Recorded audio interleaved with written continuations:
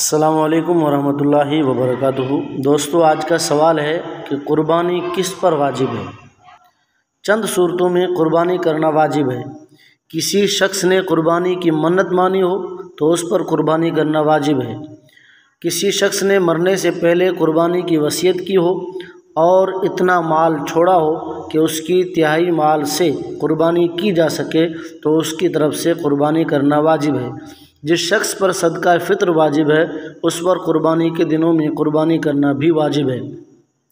پس جس شخص کے پاس رہائشی مکان، کھانے پینے کا سامان، استعمال کے کپڑوں اور روزمرہ استعمال کی دوسری چیزوں کے علاوہ 52.5 تولہ چاندی کی مالیت کا نقد روپیہ، مال تجارت اور دیگر سامان ہو، اس پر قربانی کرنا واجب ہے۔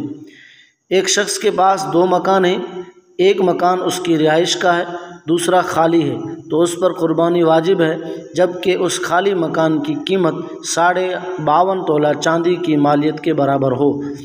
ایک مکان میں وہ خود رہتا ہو اور دوسرے مکان کرائے پر اٹھایا ہے تو اس پر بھی قربانی واجب ہے، البتہ اگر اس کا ذریعہ معاش یہی مکان کا کرایہ ہے تو یہ بھی ضروریات زندگی میں شمار ہوگا اور اس پر قربانی واجب نہیں ہوگی۔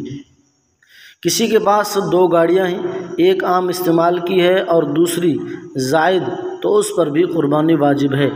کسی کے پاس 2 پلاٹ ہیں، ایک اس کے رہنے کا مکان کے لیے ہے اور دوسرا زائد ہو، تو اگر اس کے دوسرے پلاٹ کی قیمت 52.5 تولہ چاندی کی مالیت کے برابر ہو تو اس پر قربانی واجب ہے۔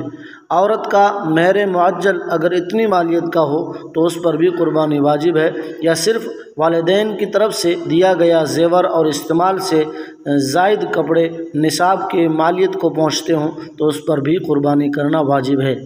ایک شخص ملازم ہے، اس کی ماہانہ تنخواہ سے اس کے اہل و عیال کی گزر بسر ہو سکتی ہے، بس انداز نہیں ہو سکتی، اس پر قربانی واجب نہیں، جبکہ اس کے پاس کوئی اور مالیت نہ ہو۔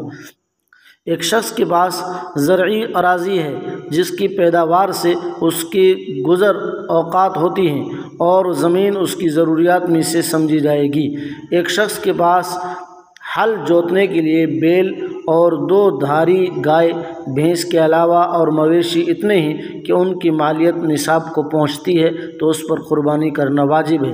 ایک شخص صاحب نصاب نہیں، نہ قربانی اس پر واجب ہے، لیکن اس نے شوق سے قربانی کا جانور خرید لیا تو قربانی واجب ہے۔ مسافر پر قربانی واجب نہیں ہے۔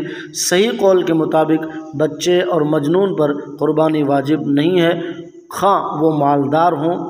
آپ کے مسائل، ان کا حل، جلد نمبر 5، صفحہ نمبر 407، 408 اور 409۔